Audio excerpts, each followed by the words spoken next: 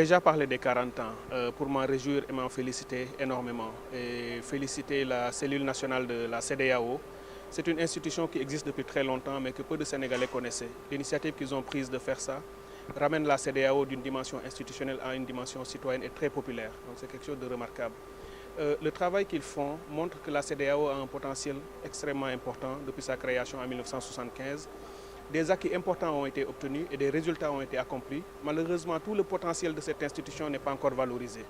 Et je prendrai seulement l'exemple du commerce. L'Afrique de l'Ouest commerce à peu près 15% avec elle-même, alors qu'en Europe, ça dépasse 70% de commerce intra-régional. Les États-Unis dépassent, en Amérique du Nord, ALENA, États-Unis, Canada et Mexique, dépassent 65%. Et on a vu que la géographie du développement dans le monde montre que les parties du monde qui commercent avec elles-mêmes se développent plus facilement. Donc ce potentiel n'est pas valorisé pour une bonne et simple raison. Il y a beaucoup d'engagements des États, beaucoup de protocoles et de directives qui sont adoptés à la CEDEAO, mais qui sont restés dans les tiroirs, dans du papier. Sur le terrain, les pays qui adoptent librement ces protocoles ne les appliquent pas ou leurs agents ne les appliquent pas. Ce qui fait que même si ce potentiel existe, il n'est pas valorisé et les commerçants subissent beaucoup de tracasseries. Il y a aussi le fait que les infrastructures manquent, alors qu'on a vu que la qualité des infrastructures est un impératif pour la compétitivité, pour la productivité et pour créer de la richesse dans une région comme la nôtre. L'autre élément, c'est la panoplie d'accords commerciaux souvent contradictoires auxquels nous souscrivons. Nous négocions à l'OMC où nous prenons des engagements, nous négocions au niveau régional entre nous et nous négocions avec l'Union européenne un accord de partenariat économique. Nous nous rendons compte que cet ensemble de droits et d'obligations qui s'enchevêtrent crée énormément de complexité parce que ce qu'on obtient d'une main, on le perd de l'autre. Et ce que l'APE va créer comme enjeu, comme défi pour la sous-région est à prendre en compte. Et l'exemple le plus patent aujourd'hui, c'est que la première puissance régionale, mais qui est aussi la puissance continentale, le Nigeria, refuse de signer l'accord de partenariat économique.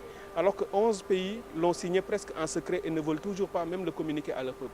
Ce qui montre qu'il y a un défi. Et si le Nigeria refuse de mettre en œuvre l'APE, il refusera aussi de mettre en œuvre le tarif extérieur commun, ce qui va nous faire reculer de plusieurs années par rapport aux acquis que nous avons obtenus. C'est un objectif qui est devant nous. Il est évident que ça paraît irréaliste et lorsque cela a été décidé, tout le monde savait que ça ne serait pas atteint, mais l'intérêt, ça a été de se projeter de l'avant et d'essayer de le conquérir. C'est une conquête.